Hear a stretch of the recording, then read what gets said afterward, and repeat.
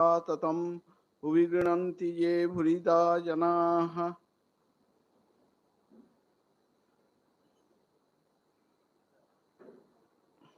আমি প্রথমেই পূজনীয় সেক্রেটারি মহারাজকে আমার সশ্রদ্ধ প্রণাম জানাচ্ছি এবং আপনাদের ভক্তদেরও আমার সশ্রদ্ধ নমস্কার জানাচ্ছি।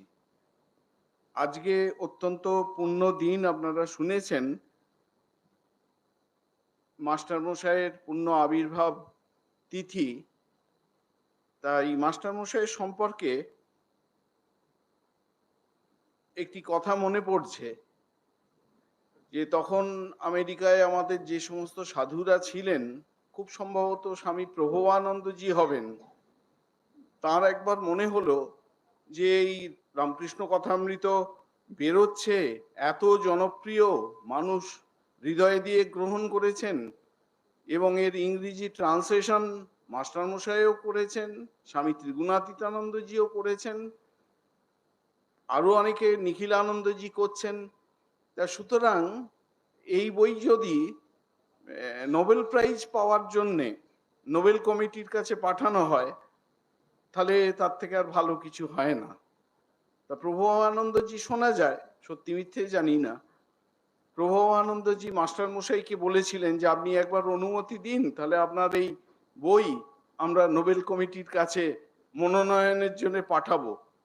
তা মাস্টারমশাই বললেন সে কি করে হতে পারে, এই বইয়ের বিচারক কারা হবেন? সে এক যদি স্বামী ব্রহ্মানন্দজি, ঠাকুর স্বয়ং, এরা সব জুরিদের মধ্যে থাকতেন, জাজ থাকতেন, তাহলে না হয় ভাবা যেত। এই মাস্টারমশাইয়ের পুণ্য আবির্ভাব তিথিতে এই ঘটনাটির কথা আমার প্রথমেই মনে পড়ছে।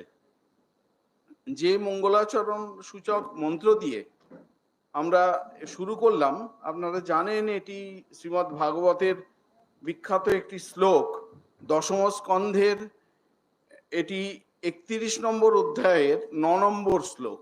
তব কথামৃতম তপ্ত জীবনম কবি ভিড়ীরিতম কলমশাপহম শ্রবণ মঙ্গলম শ্রীমদাততম ভুবি গৃহন্তি যে ভুরিদা জনাঃ। এই শ্লোকটিকে মাস্টারমশাই কথামৃতেরও মঙ্গলাচরণ রূপে গ্রহণ করেছেন। এখন এত শ্লোক থাকতে এই শ্লোকটিকেই কেন গ্রহণ করলেন, এই প্রশ্ন আমাদের মনে উঠতে পারে। আমরা শ্রীমদ্ ভাগবতে দেখি যে শ্রীকৃষ্ণ গোপীদের বলেছিলেন যে আগামী কার্তিকী পূর্ণিমায় তোমাদের মনোবাঞ্ছা আমি পূর্ণ করব। গোপীরা ভগবানকে পতিরূপে পাওয়ার জন্যে কাত্যায়নী ব্রত করেছিলেন। সেই ব্রত শেষ হওয়ার পর ভগবান বলেছিলেন যে আগামী কার্তিকী পূর্ণিমায় তোমাদের মনোবাঞ্ছা আমি পূর্ণ করব। যথারীতি সেই পূর্ণিমার রাত্রে ভগবান বংশীধ্বনি করলেন এবং সেই বংশীধ্বনি শুনে গোপীরা যে যে অবস্থায় ছিলেন সেই অবস্থায় দৌড়তে শুরু করলেন। কেউ রুটি তৈরি করছিলেন, কেউ দুধ দুইছিলেন, কেউ দুধ গরম করছিলেন, কেউ স্বামীকে খেতে দিয়েছিলেন, কেউ নিজের চোখে কাজল লাগাচ্ছিলেন, কেউ চন্দন দিয়ে অঙ্গসজ্জা করছিলেন, কেউ অলংকার পরছিলেন, কেউ নিজে খাচ্ছিলেন। কিন্তু যে মুহূর্তে ভগবানের বংশীধ্বনি তাদের কানে গিয়ে পৌঁছালো, এই বংশীধ্বনি একমাত্র এই গোপীরাই শুনতে পেয়েছিলেন। সকলে তো শুনতে পান না, যার মন যেটা শুনতে চায় সেটা শুনতে পায়।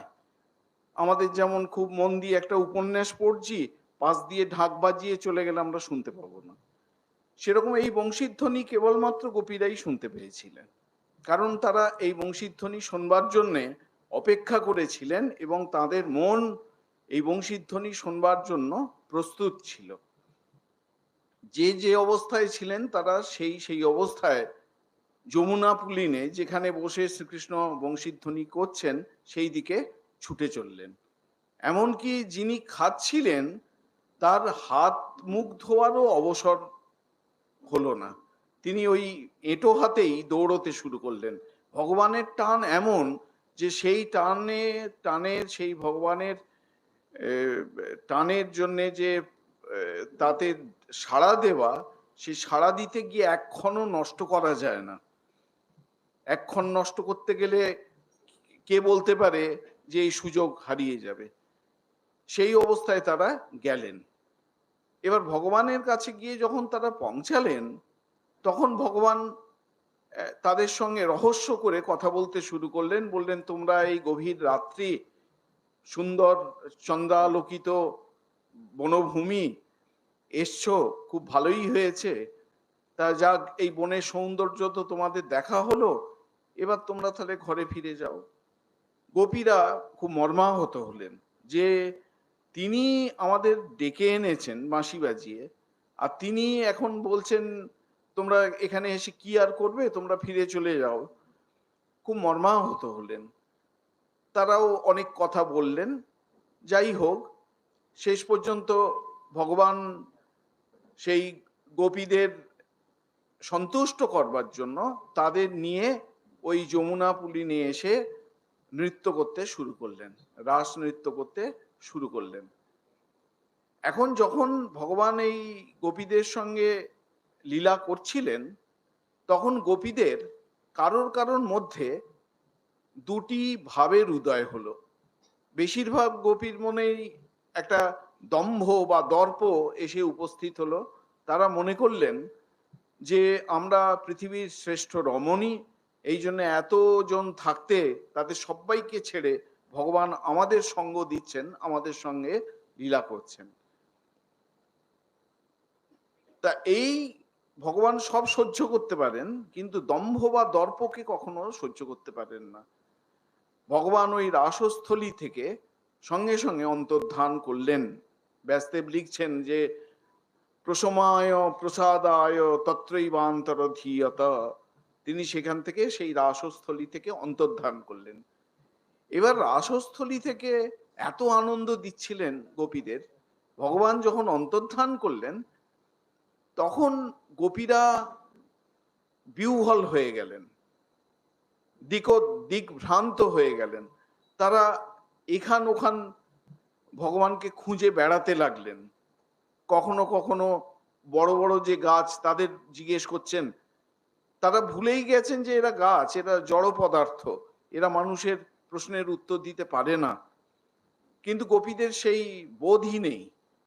জিজ্ঞেস করছেন যে তোমরা কি ভগবানকে দেখেছো?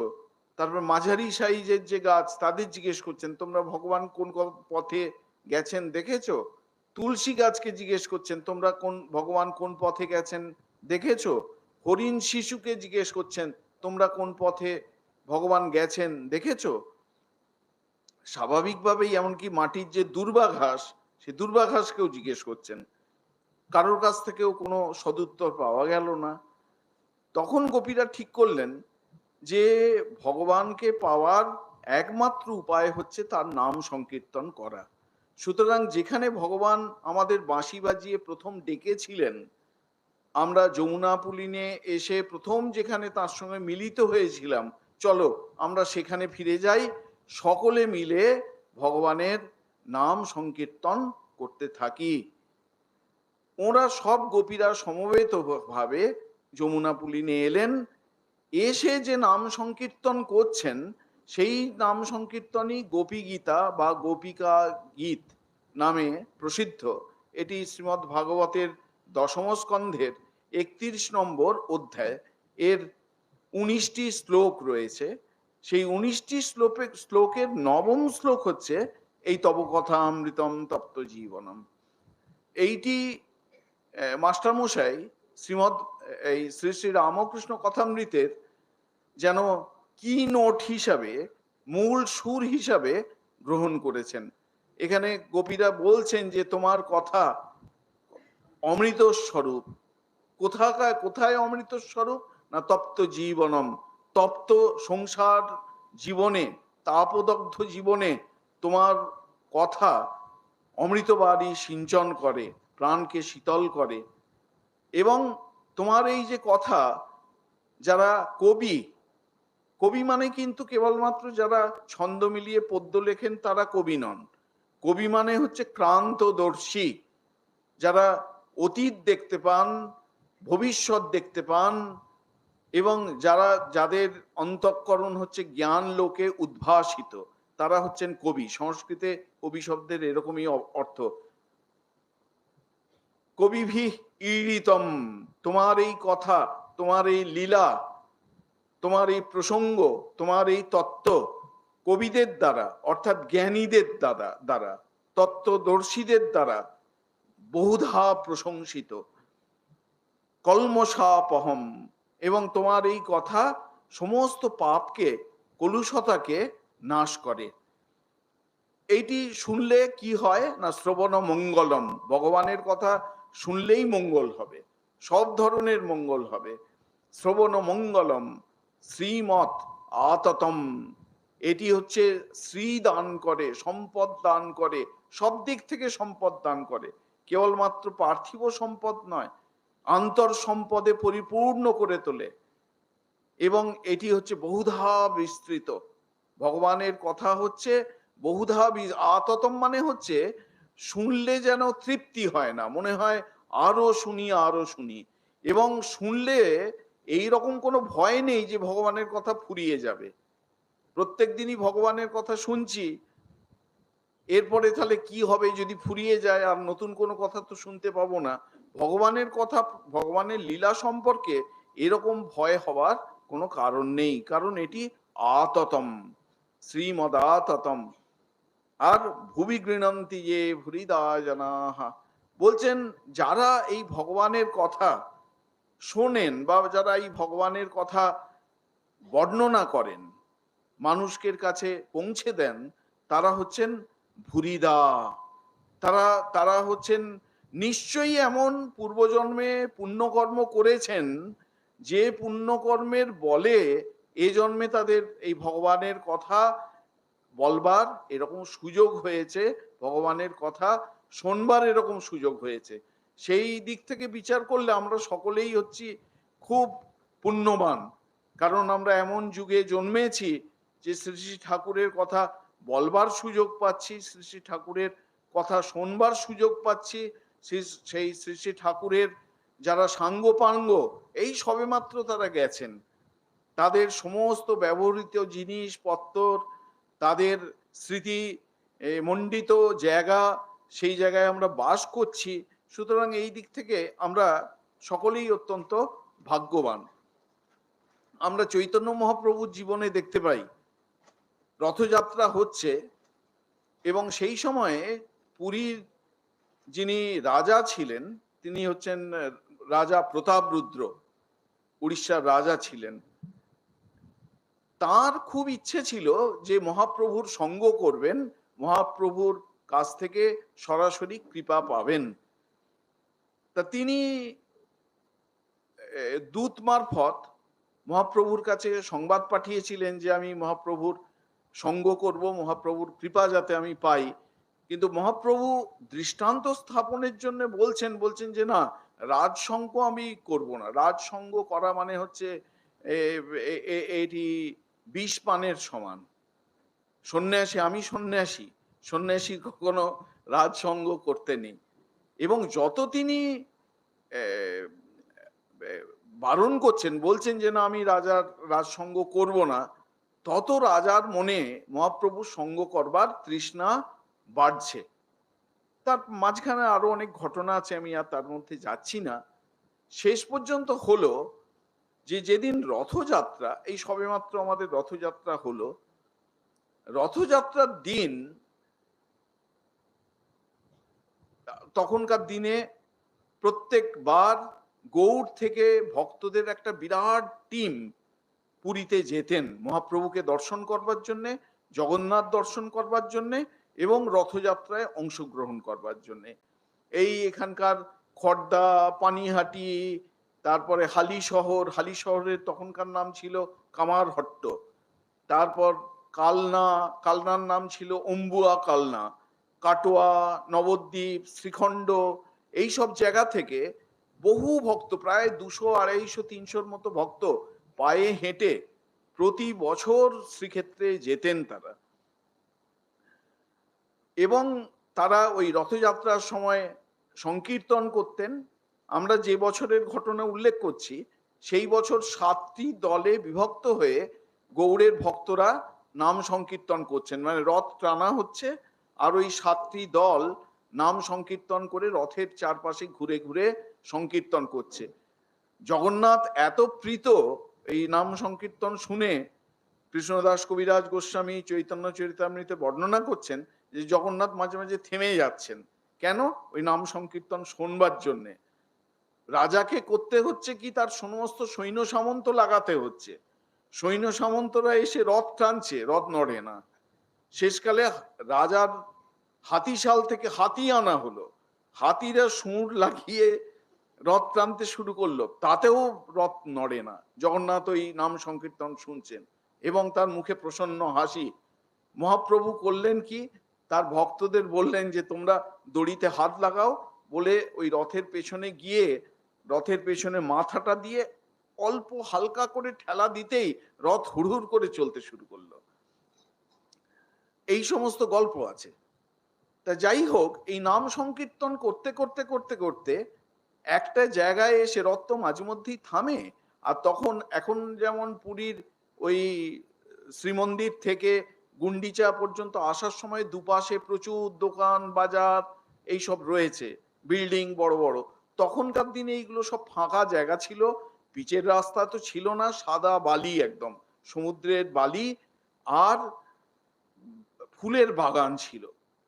তার আইটোটা বলা হতো, মানে জুঁই গাছ, বেলি, মল্লিকা, চামেলি, জাতি জুঁই ইত্যাদি ফুলের বাগান ছিল। টোটা মানে হচ্ছে বাগিচা। এবং সেই বাগিচার মধ্যে ছোট ছোট বিশ্রাম নেওয়ার ঘর ছিল।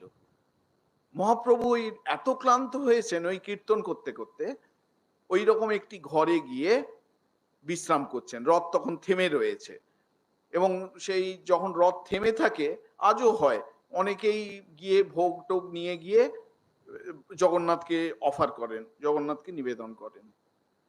বাসুদেব সার্বভৌম মহাপ্রভুর একজন পার্ষদ এবং প্রগাঢ় পণ্ডিত, তিনি মহারাজ প্রতাপরুদ্রকে শিখিয়ে দিয়েছেন। বলেছেন যে যখন মহাপ্রভু এরকম বিশ্রাম নেবেন, আপনি গিয়ে রাজবেশ পরিত্যাগ করবেন। রাজবেশ পরিত্যাগ করে একদম দরিদ্র ব্রাহ্মণের বেশ পরে মহাপ্রভুর পদসেবা করবেন, দেখবেন মহাপ্রভু আপনাকে কৃপা করবেন। তার রাজা প্রতাপরুদ্র তাই করলেন। তিনি ওই রাজবেশ পরিত্যাগ করে মহাপ্রভু যখন ঘুমে অচেতন ওই উদ্যানের মধ্যে গিয়ে তার পদসেবা করতে শুরু করলেন। আর ওই গোপী গীতা থেকে জয়তি তে ধিকং জন্মনা ব্রজ শ্রিয়ত ইন্দ্রিয়া স্বস্পদাত্রহি, এই গোপী গীতা পাঠ করতে শুরু করলেন। মহাপ্রভু শুনছেন আধো ঘুমে আধো জাগরণে, খুব আনন্দ পাচ্ছেন। বলছেন বলো বলো বলো। ওনার খেয়াল নেই যে কে, ভেতরে হয়তো সবই জানেন, কিন্তু বাইরে দেখাচ্ছেন যে উনি বুঝতে পারছেন না যে কে গোপী গীতা পাঠ করছে। যেই এই শ্লোকটি এলো, তব কথামৃতম তপ্ত জীবনম, আর মহাপ্রভু থাকতে পারলেন না, উঠে একদম মহারাজকে আলিঙ্গন করলেন। একদম আলিঙ্গন করে বললেন যে তুমি আজ আমাকে এত আনন্দ দিলে, এরকম আনন্দ আমি আর কখনো পাইনি। রাজার জীবন চিরকালের জন্য ধন্য হয়ে গেল। এইভাবে রাজাকে তিনি নিজের অন্তরঙ্গ গোষ্ঠীর অন্তর্ভুক্ত করে নিলেন। তা সুতরাং এই যে শ্লোক, এই শ্লোকটিকে মাস্টারমশাই কথামৃতের মঙ্গলাচরণ রূপে গ্রহণ করেছেন। যেন মাস্টারমশাই বলছেন, হে ঠাকুর, তোমার এই কথা সংসার দগ্ধ মানুষের কাছে, মানুষের হৃদয়ে অমৃতবারী সিঞ্চন করবে এবং এই তোমার কথা শ্রবণমঙ্গলম, মানুষের মঙ্গল করবে, মানুষকে শ্রীদান করবে। তোমার এই কথা কোনোদিন ফুরবে না। যতই মানুষ শুনবে তত তার তোমার কথা শুনবার পিপাসা আরো যেন বাড়তে থাকবে।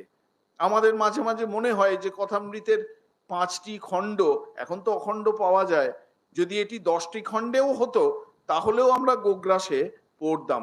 এই জন্য বলা হচ্ছে আততম, বহুধা বিস্তৃত, কখনো এটি ফুরোয় না। এবং মাস্টার মশাই সেই সর্বাগ্রগণ্য ভুরিদা, ওই যখন যখন রাজা এই শ্লোক পাঠ করছেন তখন মহাপ্রভু চিৎকার করছেন, ভুরিদা ভুরিদা। ভুরিদা মানে শ্রেষ্ঠ দাতা। নিশ্চয়ই তুমি পূর্বজন্মে এমন পুণ্য করেছো যেই জন্যে এই ভগবানের কথায় তোমার নিজের শুধু রুচি হচ্ছে তা নয়, অপরকেও এই ভগবানের কথা শোনানোর ব্যাপারে তোমার আগ্রহ জন্মেছে। তুমি হচ্ছ শ্রেষ্ঠ দাতা বলে ভুরিদা ভুরিদা বলে মহাপ্রভু চিৎকার করছেন।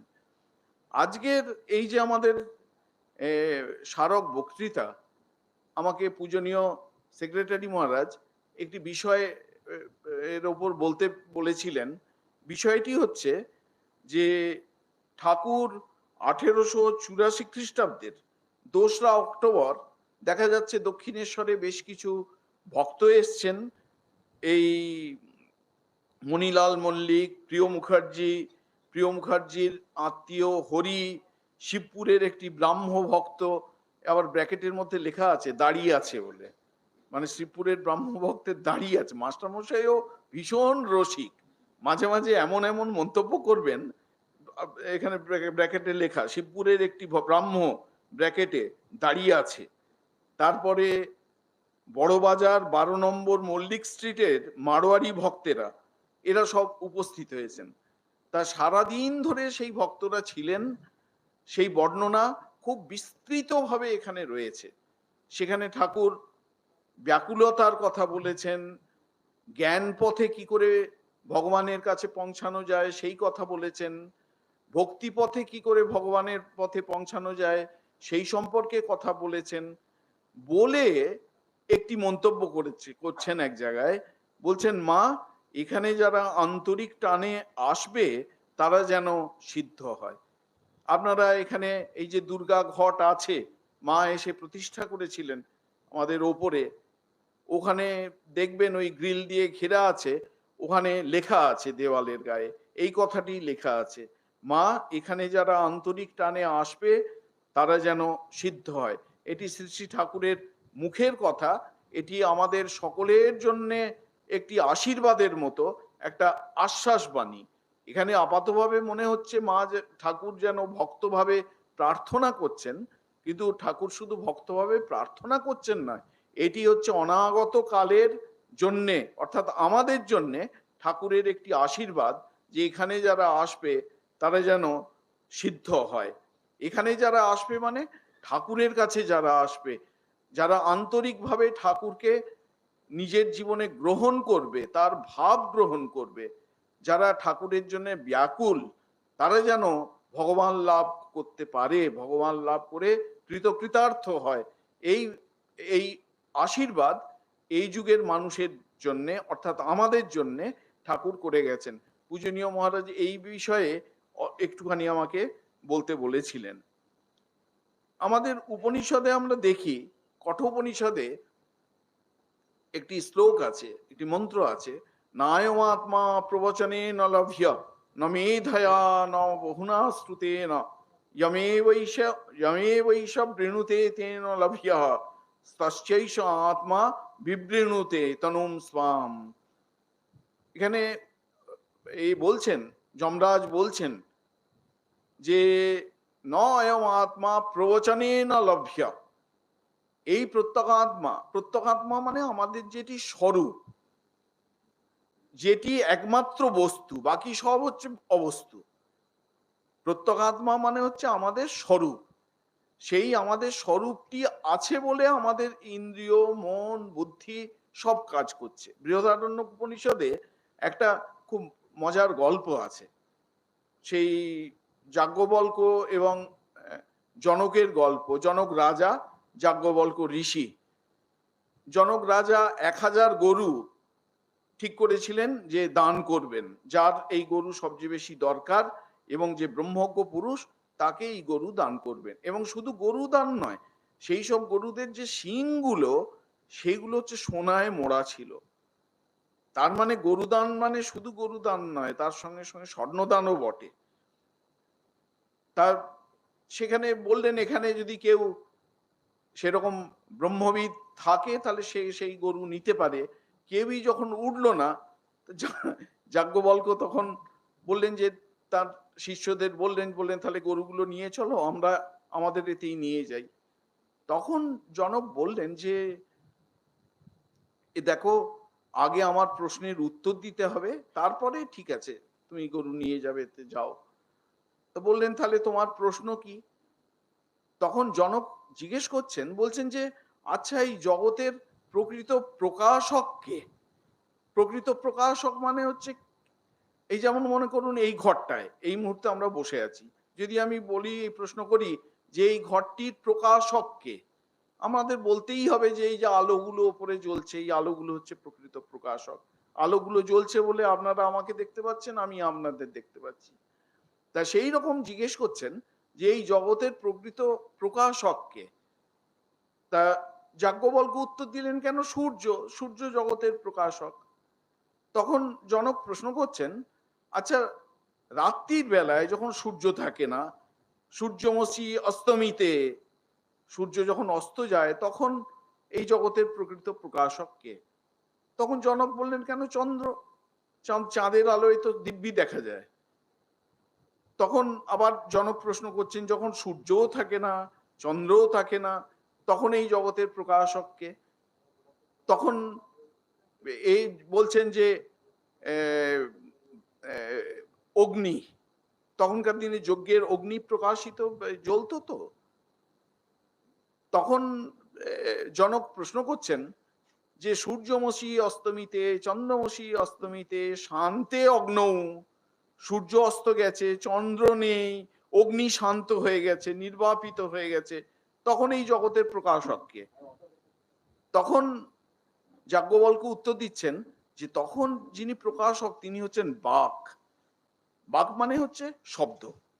মানে মনে করুন এই মুহূর্তে, ঠাকুর না করুন, হঠাৎ করে কারেন্ট অফ হয়ে গেল, সব লাইট অফ হয়ে গেল, এক্ষুনি তখন কি কি হবে না, মহারাজ বলবেন আপনারা কেউ নড়বেন না, কোনো কারোর নাম ধরে ডেকে বলবেন, এই তুমি তোমার ডান দিকে হাতটা বাড়াও, ওখানে দেখবে একটা মোমবাতি আছে, একটা দেশলাই আছে, মোমবাতিটা জ্বালাও, তলায় চলে যাও, ওখানে জেনারেটর চালাও, আপনারা চুপ করে একটু বসুন, দেখুন সূর্য নেই, চন্দ্র নেই, অগ্নি নেই, কিন্তু জগৎ প্রকাশিত হচ্ছে। কিসের মধ্য দিয়ে প্রকাশিত হচ্ছে? বাক, শব্দের মধ্য দিয়ে প্রকাশিত হচ্ছে। তখন জনক জিজ্ঞেস করলেন, আচ্ছা সূর্য নেই, চন্দ্র নেই, অগ্নি নেই, শান্তে বাঁচি, বাক পর্যন্ত নেই, বাক স্তব্ধ হয়ে গেছে, তখন কে প্রকাশক জগতের? তখন যাজ্ঞবল্ক্য বলছেন, এখন যিনি প্রকাশক তিনি হচ্ছেন সপ্রকাশ, সেলফ লুমিনাস, সেলফ এফালজেন্ট। তাকে প্রকাশ করবার জন্য আর কোনো দ্বিতীয় সত্তার দরকার পড়ে না। উল্টো দিকে তিনি আছেন বলে চক্ষু রূপ দেখে, তিনি আছেন বলে কান শব্দ শোনে, তিনি আছেন বলে নাক ঘ্রাণ পায়, তার সত্তায় সত্তাবান হয়ে, অর্থাৎ তার প্রক্সিমিটিতে, তার সন্নিধিতে ইন্দ্রিয় ক্রিয়া করে, মন ক্রিয়া করে, বুদ্ধি ক্রিয়া করে। তার মানে তিনি হচ্ছেন প্রকৃত প্রকাশক, তিনি হচ্ছেন অন্তর্যামী। তিনি অন্তর্যামী কেন? কারণ তার সত্তায় সত্তাবান হয়ে ইন্দ্রিয় ক্রিয়া করছে। তার সন্নিধি না থাকলে ইন্দ্রিয় ক্রিয়া করবে না, মন ক্রিয়া করবে না, বুদ্ধি ক্রিয়া করবে না। এই যার সত্তায় সত্তাবান হয়ে মন বুদ্ধি ইন্দ্রিয় সকলেই ক্রিয়া করে, মন বুদ্ধি ইন্দ্রিয় এগুলো সব হচ্ছে জড়, তিনি একমাত্র চেতন সত্তা, তিনি অন্তর্যামী। তাকেই আমরা আত্মা বলে ডাকি, তাকেই আমরা প্রত্যগাত্মা বলে ডাকি। তাকেই এই ঠাকুর যে বলছেন না, ঈশ্বরী বস্তু আর সব অবস্তু, এই প্রত্যগাত্মা সম্পর্কেই তিনি বলছেন। এই প্রত্যগাত্মাই একমাত্র বস্তু, আর বাকি সব অবস্তু। বাকি সব মানে ইন্দ্রিয় গ্রাহ্য যে পদার্থ, সেগুলো সব অবস্তু। এই কঠোপনিষদে বলা হচ্ছে, ন অয়ম আত্মা প্রবচনে ন লভ্য। এই আত্মাকে এই বহু পঠনের দ্বারা, প্রবচন মানে এই বক্তৃতা বা অধ্যয়নের মধ্য দিয়ে প্রাপ্ত হওয়া যাবে না। ন মেধয়া, মেধা মানে হচ্ছে আমি বই পড়লাম, সেই বইয়ের অর্থ ধারণের যে ক্ষমতা, সেইটাকে বলা হচ্ছে মেধা। মেধয়া, মেধার দ্বারাও পাওয়া যাবে না যে একজন খুব মেধাবী সুতরাং সে আত্মার সাক্ষাৎকার করবে, আমার অত বুদ্ধি তীক্ষ্ণ নয়, আমার দ্বারা বোধহয় জীবনে আত্মসাক্ষাৎকার হবে না, ভগবান লাভ হবে না, এরকমটা নয়। মেধয়া না বহুনা শ্রুতে না, অনেক পঠনের মধ্য দিয়েও হবে না, অনেক শুনেও হবে না। যমেবৈষ বৃণুতে তেন লভ্যঃ তস্যৈষ আত্মা বিবৃণুতে তনুম স্বাম। ঠাকুর বলছেন ব্যাকুলতা। যমেবৈষ বৃণুতে তেন লভ্যঃ, যিনি এই আত্মাকে পেতে চান, আন্তরিকভাবে ব্যাকুল হয়ে পেতে চান, এই প্রত্যগাত্মা একমাত্র তাঁর দ্বারাই লভ্য। তিনি এই প্রত্যগাত্মা, তার স্বরূপ একমাত্র সেই ব্যাকুল হৃদয়ে সাধকের কাছেই অপাবৃত করেন। তার মানে ঠাকুর বারবার করে বলছেন ব্যাকুলতা, ব্যাকুলতা। এই ব্যাকুলতা হচ্ছে একমাত্র কন্ডিশন, একমাত্র ভগবান লাভের একমাত্র কন্ডিশন হচ্ছে ব্যাকুলতা। যখন ঠাকুর বলছেন যে মা এখানে যারা আন্তরিক টানে আসবে, আন্তরিক টানে আসবে মানে এটা কি? আন্তরিক টানে আসবে মানে ভগবান লাভের তীব্র ব্যাকুলতা নিয়ে আসবে। এখানে যারা ভগবান লাভের তীব্র ব্যাকুলতা নিয়ে আসবে তারা যেন সিদ্ধ হয়, অর্থাৎ তাদের মনস্কামনা যেন পূর্ণ হয়, তারা যেন খালি হাতে ফিরে না যায়, তারা যেন তাদের যেন কিছু না কিছু অতীন্দ্রিয় অনুভূতি হয়, যে অতীন্দ্রিয় অনুভূতির বলে তারা বাকি জীবনটা সদানন্দে কাটিয়ে দিতে পারে। এইটি হচ্ছে ঠাকুরের আমাদের প্রতি আশীর্বাদ। এই যেদিন এই ঘটনাটা ঘটেছিল, আজকে বৃহস্পতিবার, আর যেদিন এই ঘটনা ঘটেছিল 1884 2রা অক্টোবর, সেদিনও ছিল ঘটনাক্রমে বৃহস্পতিবার। সেটা ছিল বিজয়া দশমীর দুদিন পরেকার ঘটনা। ওই সব ভক্তরা এসছিলেন, ঠাকুর অনেক কথা বলছেন, তার মধ্যে একটি কথা বলছেন, আমি দেখি তিনি সব হয়ে রয়েছেন, মানুষ, প্রতিমা, শালগ্রাম সকলের ভিতরেই এক দেখি, এক ছাড়া আমি দুই দেখি না। অদ্ভুত কথা একটা। এগুলো সব হচ্ছে উপনিষদের কথা, উপনিষদের ঋষিদের কথা। সেই ঋষিদের কথা ঠাকুর তার অনুভূতির ভিত্তিতে বলছেন, বলছেন আমি এক দেখি না। আমরা যেমন এই এক দেখি নাটা, এটা খুব সহজ একটা উদাহরণ দেয়া যায়। মনে করুন বাবার সঙ্গে বাচ্চা ছেলে পুতুলের দোকানে গেছে, সেখানে মাটির পুতুল বিক্রি হয়।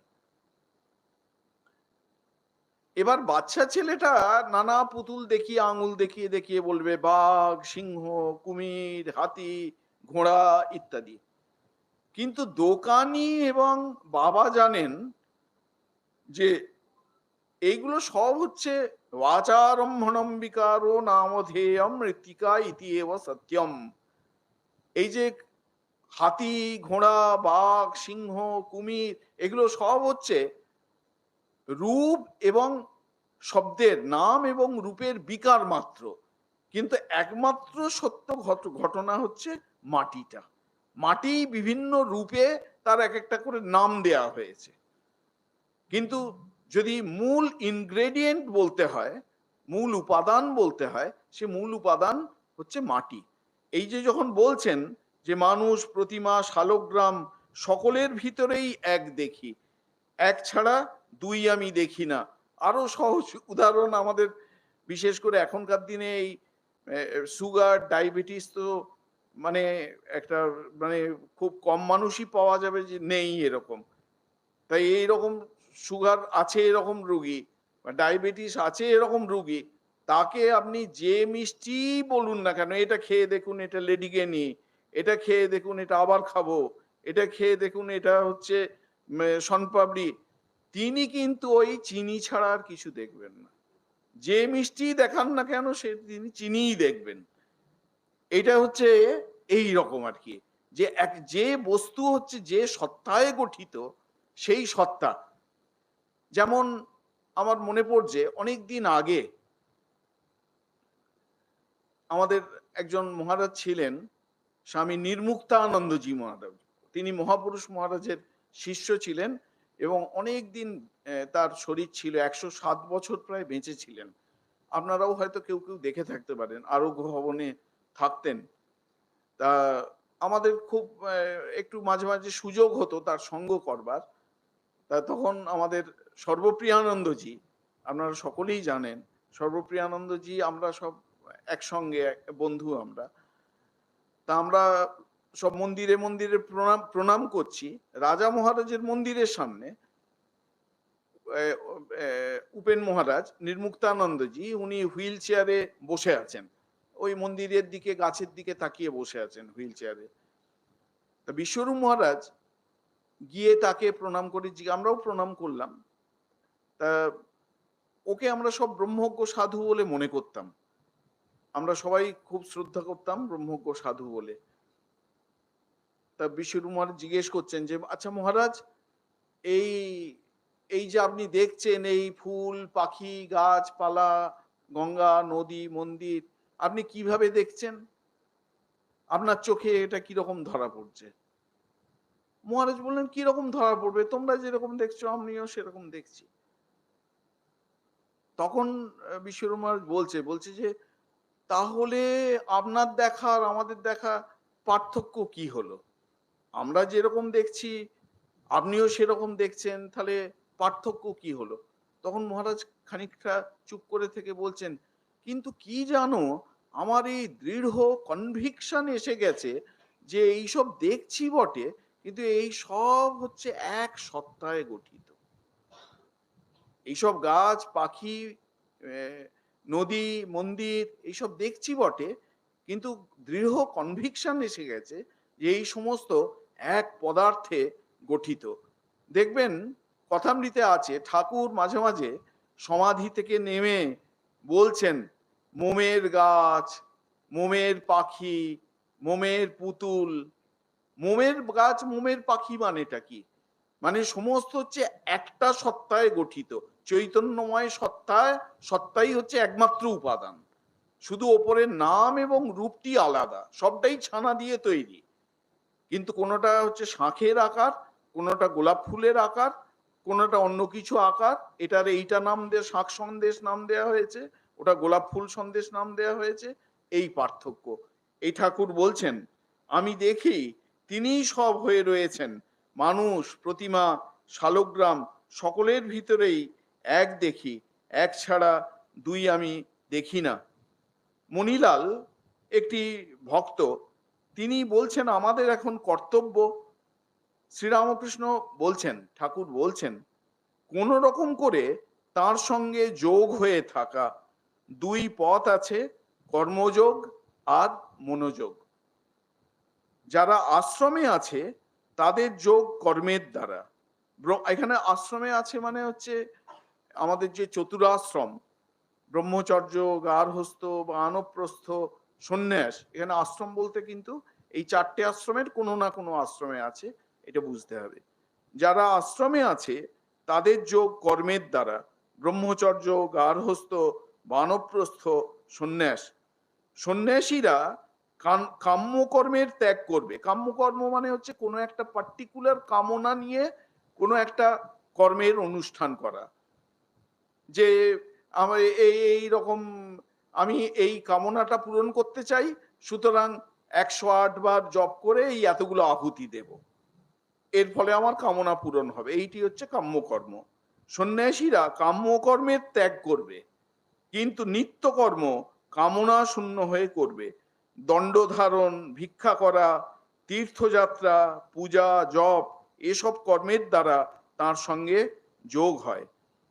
আর যে কর্মই করো ফলাকাঙ্ক্ষা ত্যাগ করে কামনা শূন্য হয়ে করতে পারলে তার সঙ্গে যোগ হয়। এটি হচ্ছে গীতার মূল কথা, যে যে কাজই করে, এইটি স্বামীজি আমাদের সময়ে সেবাযোগ নাম, সেবাযোগ কর্মযোগ স্বামীজি বলছেন, কর্মযোগ সেবাযোগী, যে যাই আমরা করি না কেন সেটি হচ্ছে ভগবানের সেবা, যাই আমরা করি না কেন সেটি ভগবানের সেবা, সেখানে আমার ব্যক্তিগত স্বার্থ কিছু নেই। ওই জন্য ঠাকুর বলছেন আর যে কর্মই করো ফলাকাঙ্ক্ষা ত্যাগ করে কামনা শূন্য হয়ে করতে পারলে তার সঙ্গে যোগ হয়। আর এক পথ আছে মনোযোগ। এইরূপ যোগীর বাহিরে কোনো চিহ্ন নাই, অন্তরে যোগ। মনোযোগ মানে হচ্ছে, এটি হচ্ছে জ্ঞানের কথা বলছেন, যে জ্ঞানী সব সময়ে এই ভাবে স্থিত যে ব্রহ্মবস্তুই একমাত্র সত্য বস্তু, ব্রহ্মবস্তু ব্যতীত বাকি আর কোনো সত্তা নেই, একমাত্র ব্রহ্মবস্তুই অস্তিত্ববান। আরো কত আছে, এরা নামজাদা, এদের শরীরে চুল দাড়ি যেমন তেমনই থাকে, পরমহংস অবস্থায় কর্ম উঠে যায়, স্মরণ মনন থাকে, সর্বদাই মনের যোগ। যদি কর্ম করে তো সে লোক শিক্ষার জন্য করে। এখানে একটি খুব গুরুত্বপূর্ণ কথা ঠাকুর বললেন, বললেন যে আচ্ছা, যার অনুভূতি হয়ে গেছে, আমরা তো কর্ম করব, কেন কর্ম করব? কারণ আমাদের বাসনা আছে, বাসনা পূরণের জন্য আমরা কর্ম করব। কিন্তু একজন অনুভূতিবান সাধু, একজন অনুভূতিবান সাধক, তার তো সমস্ত কামনা দগ্ধ হয়ে গেছে, তিনি কি কর্ম করবেন? বলছেন হ্যাঁ, তিনিও কর্ম করবেন। কেন? লোক কল্যাণের জন্য তিনি কর্ম করবেন। কারণ তিনি যদি কর্ম করা ছেড়ে দেন, সেবা করা ছেড়ে দেন, তাহলে তার ওটা খুব বাজে একটা প্রিসিডেন্স তৈরি করবে, বাজে দৃষ্টান্ত তৈরি করবে। সুতরাং আমাদের যেমন প্রারব্ধ আছে, জ্ঞানী পুরুষেরও একটা প্রারব্ধ আছে। জ্ঞানী পুরুষের প্রারব্ধ কি? আমি লোক কল্যাণ করব, এইটাই হচ্ছে জ্ঞানী পুরুষের প্রারব্ধ। আমি মানুষের কল্যাণ করব, এটিই হচ্ছে। যেমন আমরা শুনেছি আমাদের পরম পূজনীয় রঙ্গনাথ আনন্দজি মহারাজ ওই উপেন মহারাজকে, নির্মুক্তানন্দজিকেই বলেছিলেন, যে ইংরেজিতে তিনি বলেছিলেন, উপেন মহারাজ প্রণাম করতে ঢুকছেন, বলছেন, Upen, this is your last birth, এই তোমার শেষ জন্ম, কিন্তু আমি আবার আসবো, আমি আবার স্বামীজির কাজ করব। এই যে আমি আবার আসবো, আমি আবার স্বামীজির কাজ করব, এইটি হচ্ছে জ্ঞানী পুরুষের, তাদের একটা অসীম করুণাবশত, যারা এরম ঈশ্বর কোটি বা ঈশ্বর কোটি সদৃশ পুরুষ, তাদের এরকম একটা অসীম করুণায় হৃদয়ে পরিপূর্ণ থাকে, যে যতক্ষণ পর্যন্ত আমার শরীরে একটুও শক্তি আছে, আমি সেটি মানুষের কল্যাণে নিয়োগ করব, এই রকম একটা প্রয়াস তাদের থাকে। এই ইচ্ছাটাই হচ্ছে তাদের প্রারব্ধ। তারপরে ঠাকুর এখানে এই যে ওই দিন কথা বলছেন, কয়েকজন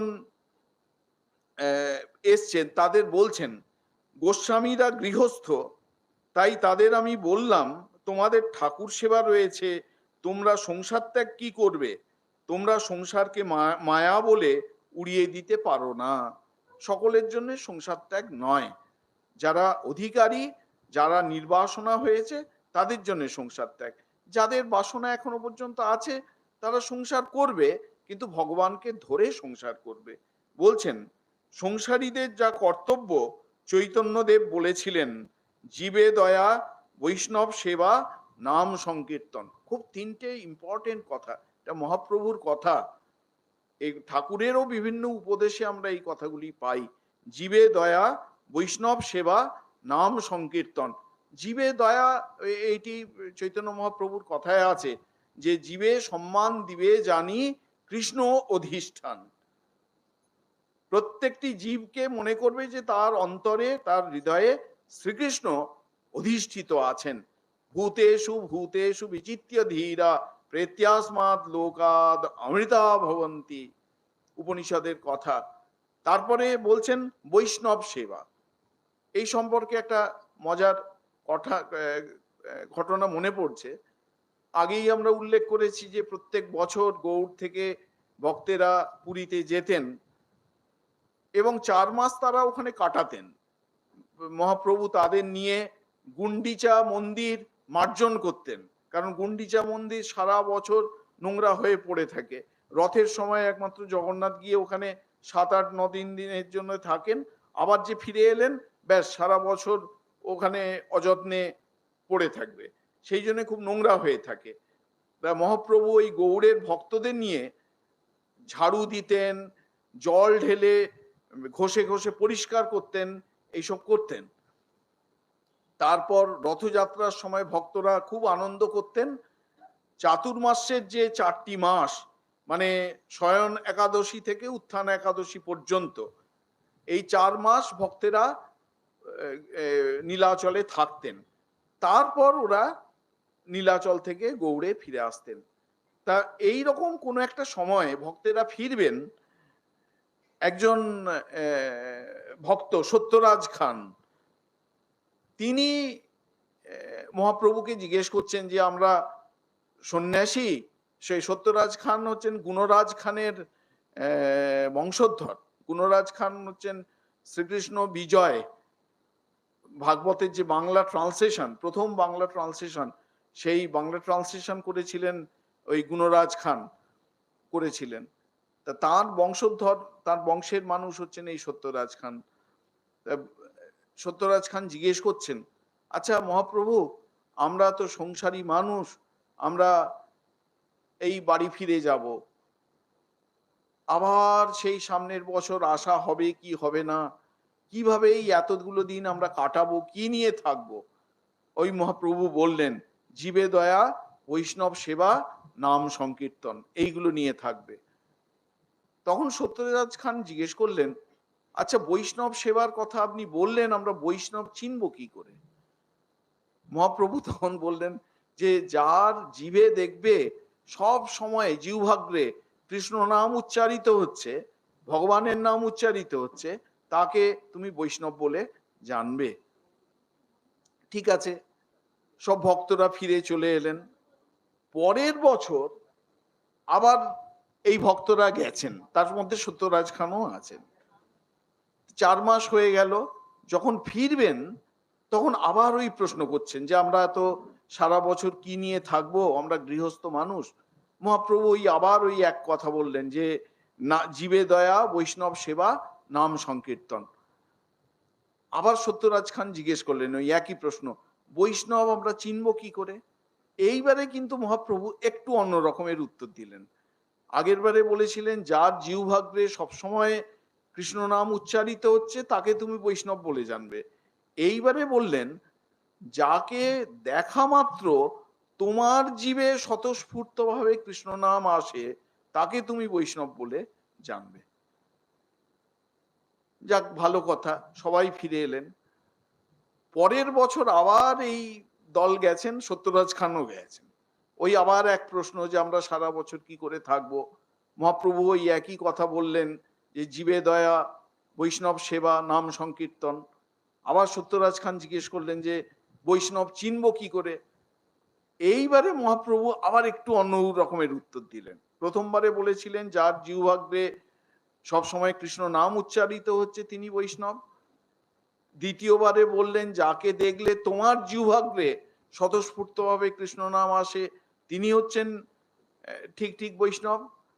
এইবারে বললেন যাকে দেখলে পরে তোমার শ্রীকৃষ্ণের স্বতঃস্ফূর্ত ভাবে উদ্দীপন হয়, ভগবত উদ্দীপন হয়, তাকে তুমি বৈষ্ণব শ্রেষ্ঠ বলে জানবে। এই যে বৈষ্ণব সেবা, বৈষ্ণব সেবার এই বৈষ্ণবের যে সংজ্ঞা মহাপ্রভু এইভাবে একদম সুনির্দিষ্ট করে দিলেন একদম, যে বৈষ্ণব সেবা, বৈষ্ণব চিনব আমরা কি করে? যাকে দেখলে আমার হৃদয়ে স্বতঃস্ফূর্ত ভাবে ভগবানের উদ্দীপন হয় তিনি হচ্ছেন বৈষ্ণব শ্রেষ্ঠ। আর নাম সংকীর্তনের কথা বলেছেন। নাম সংকীর্তন আপনারা জানেন যে মহাপ্রভু নীলাচলে যখন ছিলেন মোটামুটি ভাবে 2টি ধারার প্রবর্তন করেছিলেন।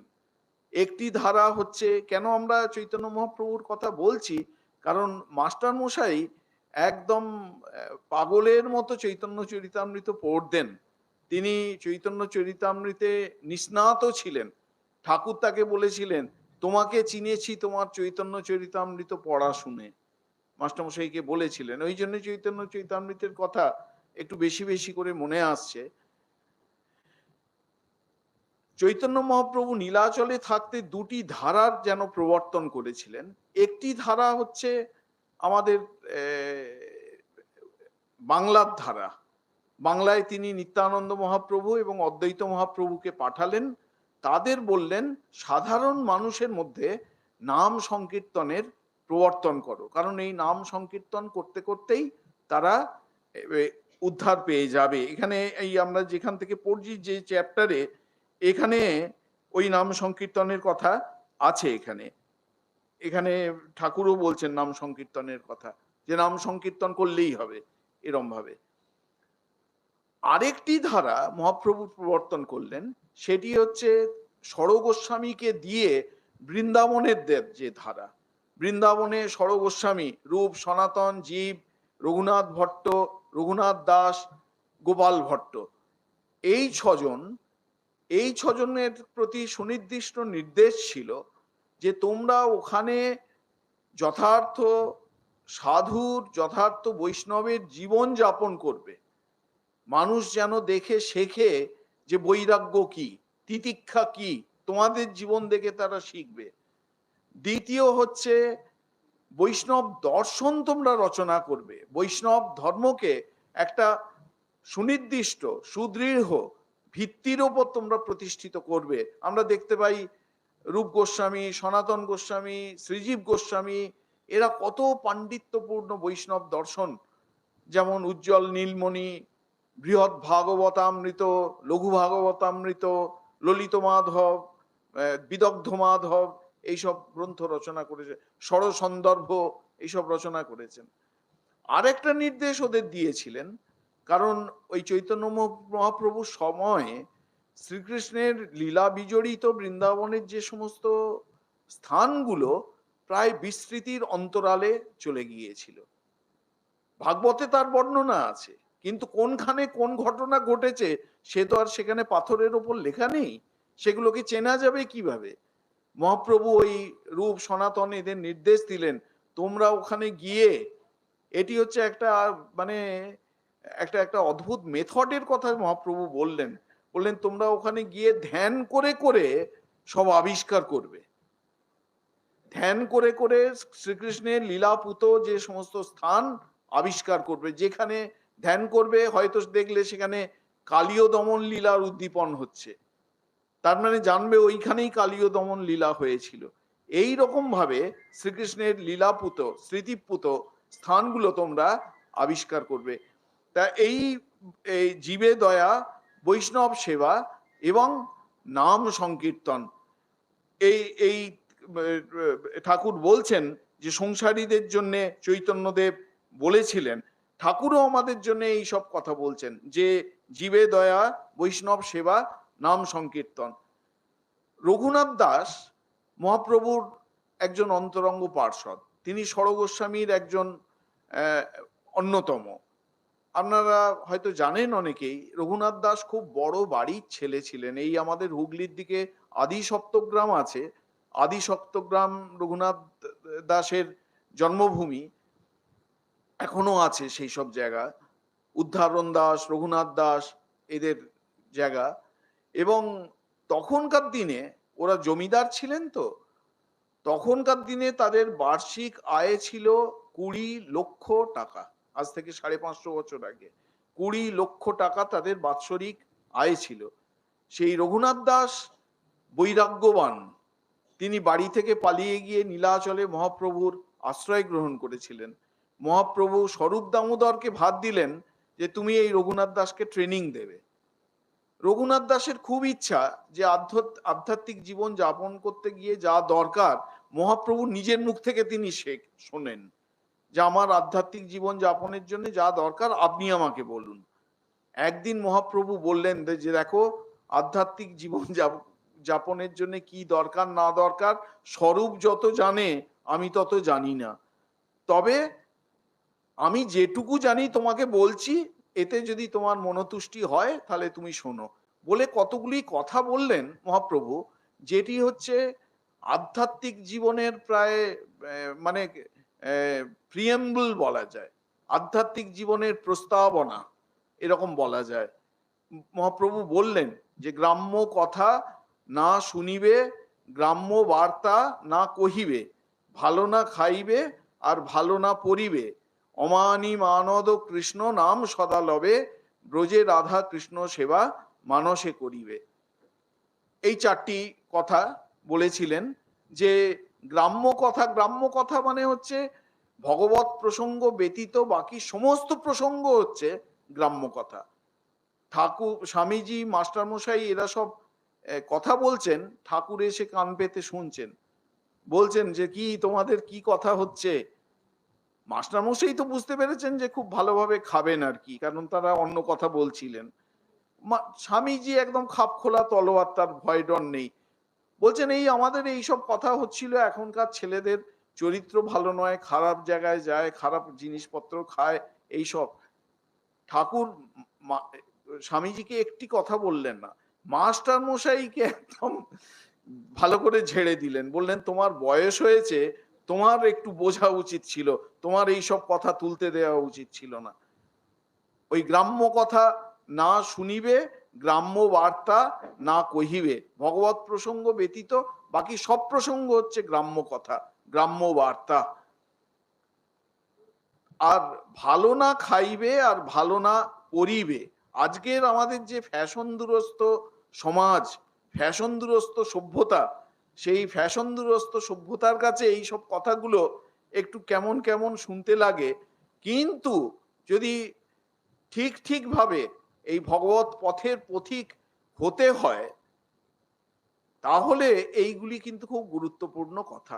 ভালো না খাইবে আর ভালো না পরিবেশ। কারণ ভালো না খাইবে মানেটা কি, মানে আমার এই রান্না বান্না করতে আর ফ্যাশন দুরস্ত পোশাক পরিচ্ছদ নির্ধারণ করতেই যদি দিনের 24 ঘন্টার 18 ঘন্টা কেটে গেল, তাহলে ভগবানের নাম স্মরণ মনন করবো কখন? এই উদ্দেশ্য হচ্ছে এইটি। ভালো না খাইবে আর ভালো না পরিবে। অমানি মানদ, নিজে অমানি হয়ে অপরকে মান দিতে প্রস্তুত থাকবে। তৃণাদপি শুনেছেন তরোরিব সহিষ্ণুনা অমানিন মানদেন কীর্তনিয়া সদা হরিহি। মহাপ্রভু শিক্ষাষ্টকমে বলছেন অমানি হয়ে অপরকে মান দিতে। কারণ আমাদের বেশিরভাগ সময়ই আমরা চাই, নিজে মান চাই, কিন্তু অপরকে মান দিতে প্রস্তুত থাকি না। আমাদের অহং এত বড় হয়ে থাকে যে অপরের কথা মনেই থাকে না। কিন্তু অপরে প্রত্যেকে হচ্ছে সেই ভগবানের এক একটি প্রতিমূর্তি। এইটি যদি মনে থাকে, তাহলে অপরকে মান দেওয়াও অনেক সহজ হয়ে যাবে। নিজে অমানই হয়ে, নিজের মান সম্পর্কে অনবহিত হয়ে অপরকে মান দিতে প্রস্তুত থাকবে। অমানি মানদ, কৃষ্ণ নাম সদা লবে। যেন ভগবত স্মরণ মননের একটা নিরন্তর প্রবাহ তৈল ধারাবৎ চলতে থাকে, এইটি বলছেন। আর ব্রজে রাধা কৃষ্ণ সেবা মানসে করিবে। প্রথম যে তিনটি লাইন, এইগুলি হচ্ছে বহিরঙ্গ সাধন, আর অন্তরঙ্গ সাধন হচ্ছে এই শেষ, ব্রজে রাধা কৃষ্ণ সেবা মানসে করিবে। মানস পূজা, মানস স্মরণ মনন। বাইরে কেউ কিচ্ছু বুঝতে পারবে না, কিন্তু মনে মনে অন্তরে যোগ। এই একটু আগেই আমরা পড়ছিলাম মনের যোগ। এই সব সময় মনের একটা যোগ ভগবানের সঙ্গে রয়েছে, ভগবানের সঙ্গে একটা সম্পর্ক পাতানো রয়েছে।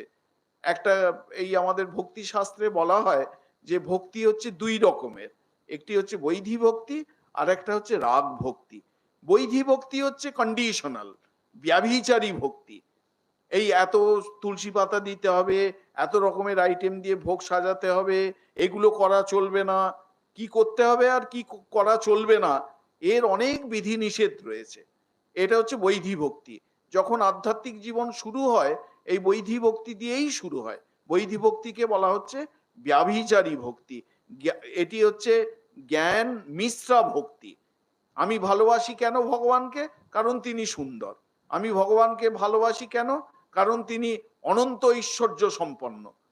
যদি তার অনন্ত ঐশ্বর্য না থাকতো, তাহলে ভগবানকে ভালোবাসতাম না। সুতরাং এটা কন্ডিশনাল, এটা হচ্ছে ব্যভিচারী। আর রাগ ভক্তি হচ্ছে, রাগ ভক্তি আবার দু রকমের, একটা হচ্ছে রাগানুগা ভক্তি আর একটা রাগাত্মিকা ভক্তি। যখন বৈধি ভক্তিতে আমরা খুব প্রতিষ্ঠিত হই, বৈধি ভক্তি পেকে যায়, তখন হয় কি রাগানুগা ভক্তি। রাগানুগা মানে হচ্ছে ভগবানের সঙ্গে একটা সম্পর্ক পাতানো শুরু হয়। ভগবানের সঙ্গে একটা সম্পর্ক পাতানোর প্রক্রিয়া শুরু হয়। সে সম্পর্ক শান্ত ভাবের হতে পারে, দাস্য ভাবের হতে পারে, সখ্য ভাবের হতে পারে, বাৎসল্য ভাবের হতে পারে, মধুর ভাবের হতে পারে, অথবা অন্য কোনো ভাবেরও হতে পারে, যে তিনি মা আমি তার সন্তান, এইরকম ভাবেরও হতে পারে। এই ভগবানের সঙ্গে সম্পর্ক পাতানো, এই সম্পর্কটা কিন্তু এখনো স্বাভাবিক হয়নি, এই সম্পর্কটা কৃত্রিম, কিন্তু তবুও কৃত্রিম হলেও এই সম্পর্কটার মূল্য রয়েছে। এই কৃত্রিম সম্পর্কই একদিন পাকবে, এই কৃত্রিম সম্পর্কই একদিন স্বাভাবিক পরিপক্ক সম্পর্কে পরিণত হবে। এই কৃত্রিম সম্পর্ক যখন পরিপক্ক স্বাভাবিক সম্পর্কে পরিণত হবে, তখন সেটি হচ্ছে রাগাত্মিকা ভক্তি, যেটিকে ঠাকুর কথামৃতে বলছেন রাগ ভক্তি, প্রেমা ভক্তি, অব্যাভিচারী ভক্তি। অব্যাভিচারী, এখানে কোনো ব্যভিচার নেই, মানে তুমি ভালো দেখতে হও না হও, তোমার গুণ থাক না থাক, তুমি সরৈশ্বর্যপূর্ণ হও না হও, তবুও আশ্লিষ্যবা পাদরতাম পিনষ্টুমাং আদর্শনাৎ মর্মহতাম করোতু বা যথা তথা বা বিদধাতু লম্পট মত প্রাণনাথ হস্তু সয়েব ন অপরহ। মহাপ্রভু শিক্ষাষ্টকমে বলছেন যে আমি তোমার পায়ের দাসী, তোমার পদ সংলগ্ন দাসী, আমাকে তুমি নিপীড়নই করে কষ্ট দাও, বা দিনের পর দিন দেখা না দিয়ে আমাকে মর্মহত করো, আমার মনে কষ্ট দাও, অথবা আমার চোখের সামনে লম্পটের মতো আচরণই করো, তুমি বাকি সবার সঙ্গে কথা বলছো, আমার সঙ্গে কথা বলছো না, দিনের পর দিন যাই করো না কেন, মত প্রাণনাথস্তু সয়েব ন অপরহ, এতৎ সত্ত্বেও তুমি আমার একমাত্র প্রাণনাথ, অন্য কেউ নয়। এইটি হচ্ছে রাগাত্মিকা ভক্তির চূড়ান্ত অবস্থা। সাধারণ মানুষের রাগাত্মিকা ভক্তি হয় না, কিন্তু এই আদর্শটা যদি আমার সামনে থাকে, তাহলে কিন্তু সাধন পথে অনেক অগ্রসর হওয়া যায়। যাই হোক, আজকে এই পুণ্য দিনে মাস্টারমশাইয়ের এই পুণ্য আবির্ভাব তিথিতে ওই ঠাকুরের ওই বিখ্যাত কথা যে মা এখানে যারা আন্তরিক টানে আসবে তারা যেন সিদ্ধ হয়, এই কথা আমাদের একটা অমোঘ আশীর্বাদের মতো।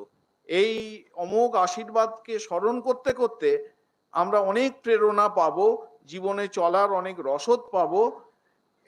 এই হচ্ছে আমাদের একটা বড় আশা ভরসা স্থল।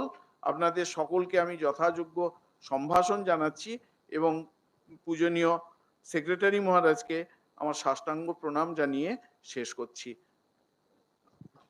নমস্কার। মহারাজকেও আমরা আন্তরিকভাবে সশ্রদ্ধ কৃতজ্ঞতা এবং নমস্কার জানাচ্ছি। আমরা আজকে এই বিশেষ পুণ্যতিথিতে শ্রীমর স্মারক বক্তৃতায় আমরা সকলেই সমৃদ্ধ হলাম। আবার আমরা মহারাজকে পাবো এই আশা নিয়ে আজকে আমরা সকলে আজকের অনুষ্ঠান এখানে শেষ করছি। আপনারা আস্তে আস্তে সবাই মহারাজকে যারা প্রণাম করবেন একটু লাইন দিয়ে আসবেন, এসে প্রণাম করবেন। নমস্কার।